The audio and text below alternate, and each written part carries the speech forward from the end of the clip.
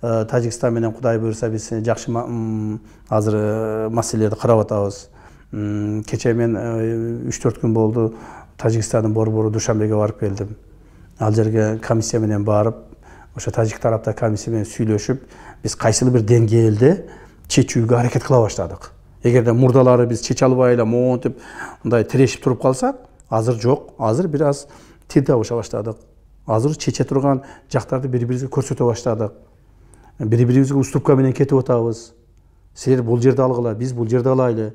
Силерге бул нерсе керекпи? Макул, биз ушун силерге жардам берели. Бирок биздин мунул керек нерсебизге силер да жардам бергиле деп Тажикстан менен сүйлөшүп чечип атабыз.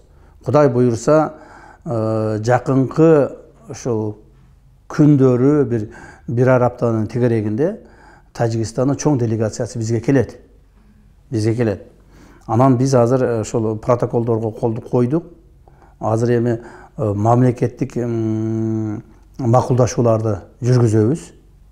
Макулдашууларды эгерде биз жүргүзүп ала турган болсок, куду ушинтип эле макулдашууларга керектүү адамдар кол коет дагы парламентке алып келип, парламентте талкуулап, сонун кылып, бардыгын ийне жибине чейин талкуулап, кечегидей кылып.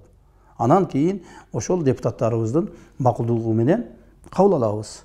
Президенттер кол коет, эки мамлекет ортосунда проблема чечилет.